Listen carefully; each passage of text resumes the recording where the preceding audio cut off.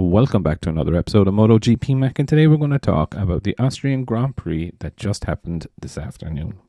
Now, before we get into it, here is how they finished. Pecco Bagnaia won it from Jorge Martin, Enea Bastianini, Marc Marquez, Brad Binder, Marco Bezzecchi, Maverick Vinales, Franco Morbidelli, Aleix Espargaro, Alex Marquez, Polo Espargaro, Miguel Oliveira, Pedro Acosta, Taka Nakagami, Augusto Fernandez, Alex Rins, Joan Mir, Fabio Quartararo, Jack Miller, Lorenzo Savadori, Johan Zarco, and Stefan Bradl were the last ones across the line. Raul Fernandez and Luca Marini retired to the pit lane.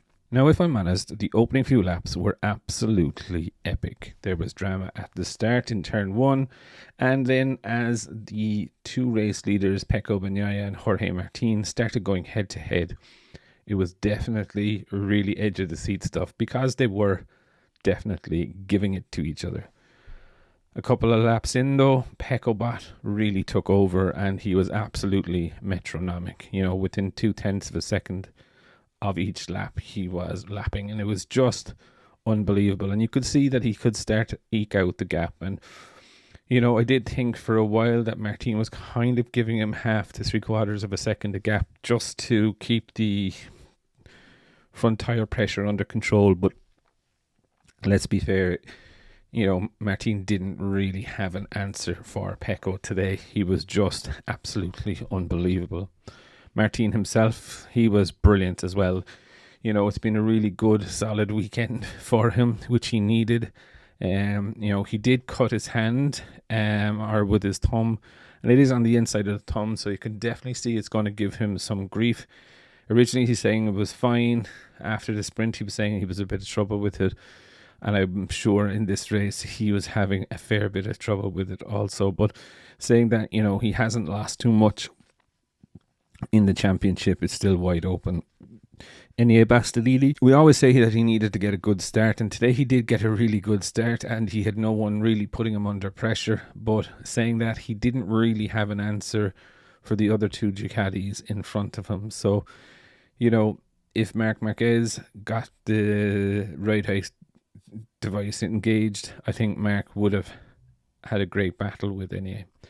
Marc Marquez had a little bit of drama at the start of the race, couldn't get the ride heights engaged front or rear, so he was a sitting duck at the start of the race. There was a bit of a collision with Morbidelli, but Morbidelli could not get out of the way. You know, Marc was going much slower than other riders at the start due to not having the rear ride height. Rode a really good race, you know, made some absolutely brilliant overtakes. I definitely do think himself and Bastianini would have been having a good strong battle together, but I don't think Marc had Martin or Bagnaia's pace today. Brad Binder, really strong race as well, really edgy and fight. A lot of fight out of him, which was good to see. You know, he was fighting with Bezzecchi, with Aleix Espargaro, with Marc Marquez. You know, really good. I'd love to see Brad with the elbows out. Marco Bezzecchi, good ride as well for him. You know, he did have good mid-race pace, but he kind of tailed off towards the end. But again, he caught Maverick Vinales, so really good race out of him. Maverick Vinales, first Aprilia home.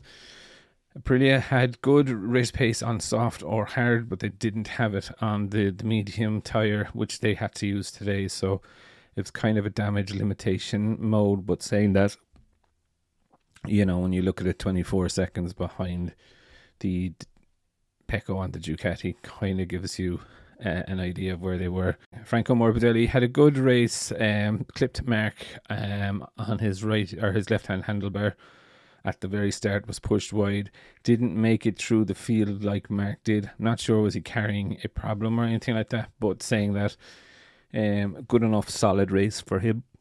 Aleix Espargaro kind of went backwards. You know, again, the medium tire just didn't suit the Aprilia, so they knew that it was going to be a damage limitation race going into it. Alex Marquez, again, good solid race from Alex after the crash yesterday. It's just what he needed to get into the top 10. So not a bad race for him if you look at it from that point of view. Really strong race from Polo Spagro. Didn't really expect him in the top 5, but banging on the door of the top 10 is always a good thing for any test rider. Miguel Oliveira, again, this is kind of the area where I was actually expecting the Aprilias to be. So solid race out of Miguel Oliveira. I did see he's running some Stegosaurus type winglets on the back of that Aprilia.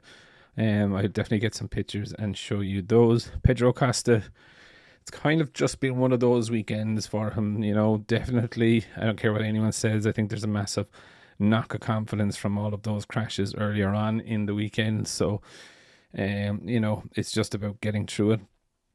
Taka Nakagami, the winner of the Japanese Cup. Yes, finally Honda have won a Japanese Cup. Not really winning it on the road in the way of winning it on the road, but Fabio had a long lap penalty, so that is partially why they won it. But if you can imagine, Fabio did the long lap penalty. What's only 6 or 7 seconds behind them. So. It is a win still, though, I guess. Augusto Fernandez, not so bad, scored a point, but again, this race, he was closer to his teammate than anything. But then saying that, his teammate was, confidence was gone after those crashes. Alex Rids, again, I think he's more so really getting up to speed, more so than anything else. I wasn't really expecting him to be towards the pointy end or even towards the top 10. Joan Mir again struggling. Not really sure what is going on with Mir. The other Hondas seem to be kind of a level above him, and I know that he is doing some testing, but still a little bit of a weird one. Fabio Quartararo, as we said, had a long lap penalty, but Yamaha just really didn't have the pace at all. So not really that surprising to find him back there.